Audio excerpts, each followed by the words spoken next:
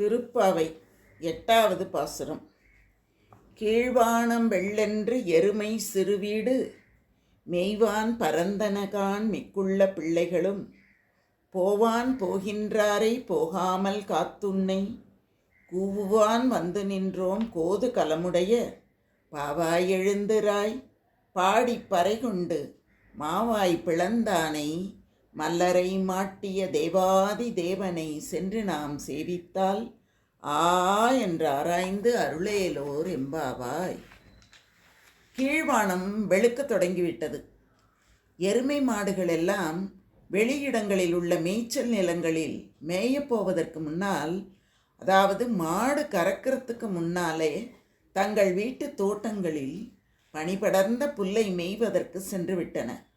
நாங்கள் நோன்பு நோற்க நீராட புறப்பட்ட பெண்களையெல்லாம் சற்று இருங்கள், எல்லோரும் சேர்ந்து நீராடச் செல்லலாம் என்று தடுத்து அவர்களையும் அழைத்து கொண்டு வந்து உன்னை எழுப்புவதற்காக உன் வீட்டு வாயிலில் நிற்கிறோம்.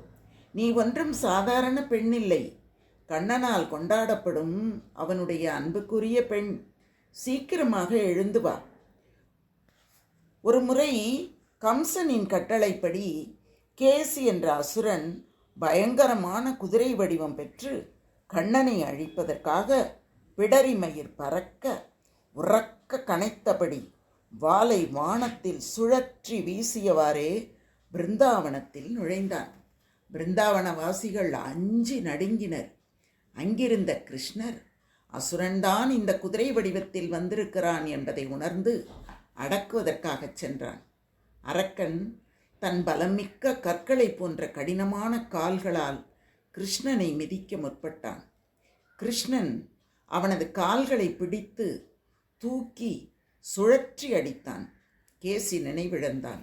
சற்று நேரத்துக்கெல்லாம் வாயை பிளந்தவாறு மீண்டும் கண்ணனை நோக்கி ஓடிவந்தான். கண்ணன் தனது இடது கையை அதன் வாயில் நுழைத்தான். காய்ச்சிய இரும்பு போல கை சுடுவதை உணர்ந்த கேசி வலியால் துடித்தான். பற்கள் வெளிவந்தன. கேசியின் வாயில் இருந்த கை பெரிதாகிக் கொண்டே வந்தது. மூச்சு விட முடியாத கேசி உயிர் துறந்தான். இப்படி மாவாய் பிளந்த கிருஷ்ணனை சானூரன் என்ற மல்லன் கிருஷ்ணனோடு போர் புரிய வந்தபோது அவனது இரு கைகளையும் பிடித்து சக்கரம் போல சுழற்றிட அம்மல்லன் இறந்து போனான். துரியோதனன் கண்ணனுக்கு ஆழ குழி தோண்டி துஷ்ட மல்லர்களையும் ஒளித்து வைத்திருந்தான். அந்த மல்லர்களையும் கிருஷ்ணன் வென்றான். இப்படி மல்லர்களையெல்லாம் வென்ற அந்த தேவாதி தேவனை வணங்கி நோன்பிற்கு வேண்டிய பறையை பெற்றுக்கொண்டு அடிபணிவோம் என்று பேசிக்கொண்டே போனவள் திடீரென்று நேரம் கடந்து கொண்டிருப்பதை உணர்ந்து, ஐயோ விரைவாக புறப்படு, எழுந்திரு என்று ஆ என்று ஆராய்ந்து அருளேலோர் எம்பாவாய் என்று அவளை அழைப்பது போல ஆண்டாள் இந்த பாடலை பாடியிருக்கிறார். அடுத்து மாணிக்கவாசக பெருமானின் திருவம்பாவை எட்டாவது பாடல். கோழி சிலம்ப சிலம்பும் குறுகு எங்கும் ஏழில் இயம்ப இயம்பும் வெண் சங்கு எங்கும் கேழில் பரஞ்சோதி கேழில் பரங்கருணை கேழில் விழுப்பொருள்கள் பாடினோம் கேட்டிலையோ வாழி ஈதென்ன உறக்கமோ வாய் திறவாய் ஆழியான் அன்புடைமை ஆமாறும் இவ்வாறோ ஊழி முதல்வனாய் நின்ற ஒருவனை ஏழை பங்காளனையே பாடேலோர் எம்பாவாய். வீட்டில் வளர்க்கும் பறவைகளில் ஒன்று கோழி. அந்த கோழிகள் விடியற்காலத்தில் முதலில் கூவிவிட்டன. பொதுவாக நம்முடைய வட்டார வழக்குகளிலே என்ன சொல்வார்கள் என்றால், கோழி கூப்பிட ஆரம்பித்தது என்று குறிப்பிடுவார்கள். அவ்வளவுதான். அந்த கோழி கூவ மற்ற பறவைகளும் ஒலிக்க ஆரம்பித்தன. தோட்டத்திலும் வீடுகளிலும் பறவைகளின் சத்தம்.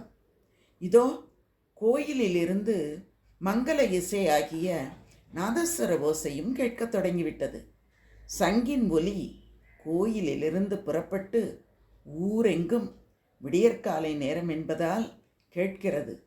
ஒப்பில்லாத இணையில்லாத அந்த பரஞ்சோதியை பற்றியும் அவனது அருட்கருணை பற்றியும் அவனுடைய செம்மையான திறன் பற்றியும் நாங்கள் அனைவரும் உன் வீட்டு வாசலில் பாடிக்கொண்டு நிற்கிறோமே பெண்ணே, எதுவுமே உனக்கு கேட்கவில்லையா? இல்லை அறிந்தும் எழாமல் உறக்கத்தில் இருக்கிறாயா? வாயை திறந்து எதுவும் பேசாமல் இருக்கச் செய்யும் உன் தூக்கம் வாழ்க வாழ்க. கருணைக்கடலான சிவபெருமான் மீது கொண்ட அன்பை இப்படி தூங்குவதன் மூலம் காட்டுகிறாயோ? ஊழி அழியும் காலத்தில் தான் ஒருவனாய் நிற்கும் அந்த சம்ஹாரமூர்த்தி ஊழி தோன்றும் காலத்தில் உமை ஒரு பாகனாய் உமையாய் சிவமாய் முகிழ்த்து எழும் பான்மையை பாடி சிறைக்கலாம், எழுந்திரு என்று அந்த பெண்ணை எழுப்புவது போல மணிவாசகப் பெருமான் பாடியிருக்கிறார். வாழ்க, வாழ்த்துகள், வணக்கம்.